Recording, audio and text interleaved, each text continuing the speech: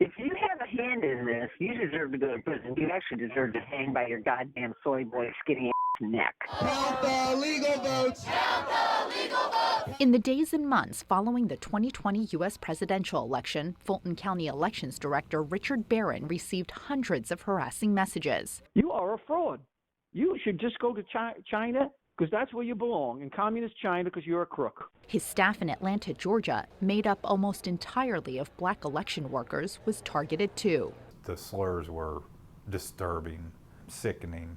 The staff started getting all sorts of calls threatening that people were going to come and kill everyone in their offices or in their chairs. For senior election administrators to local volunteers, Trump's baseless voter fraud claims have had far-reaching consequences in contested states from Georgia to Arizona to Michigan. Public servants and others who ran elections or refuted voter fraud falsehoods continue to be targeted. Some have faced protest at their homes. Many have received death threats. In Georgia, where Trump faces a criminal investigation into alleged election interference, the fallout has been especially severe. Absolutely, I'm concerned about future elections. Gabriel Sterling, a senior election official in Georgia who drew national attention in December when he denounced Trump's fraud claims as dangerous, says he's still being harassed and threatened. Beginning of May, I still got a phone call at 2:36 in the morning telling me I was going to prison. So this stuff has continued. And it's continued for all of us. Sterling's boss, Georgia Secretary of State Brad Raffensperger, and his family have also been targeted. In April, Raffensperger's wife, Tricia, received a chilling text message that read, "You and your family will be killed very slowly." A week earlier, another text said, "We plan for the death of you and your family every day." In an exclusive interview with Reuters, Tricia Raffensperger detailed the threats to her family since the election. In one previously unreported incident, people who identified themselves to police as Oath Keepers, a far-right militia group involved in the deadly U.S. Capitol riot on January 6th, were found outside Raffensperger's home, forcing him and his entire family into hiding.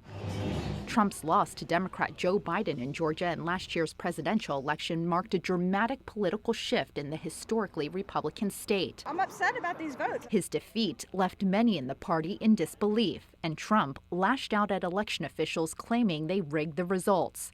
No significant fraud was found in Georgia or elsewhere in the U.S. There's no way we lost Georgia. There's no way. That was a rigged election. His false claims unleashed a torrent of hate and harassment against election workers. You watch what's going to come out, watch what's going to be revealed. Fulton County District Attorney Fani Willis is now investigating the former president for potential interference and said in a February letter that her office would probe any involvement in violence or threats. A spokesman for Trump did not respond to requests for comment, but has previously characterized the probe as a witch hunt. Criminal law specialists say the threats to election officials could increase the legal jeopardy for Trump. Georgia State University law professor Clark Cunningham. The statement in her letter suggests one of the things she may be looking at is whether Mr. Trump or others acting together with him were actually encouraging or soliciting the making of death threats against Georgia election officials. The Trump investigation is underway. In April, 2 investigators from Willis's office met with Fulton County's elections director, Richard Barron.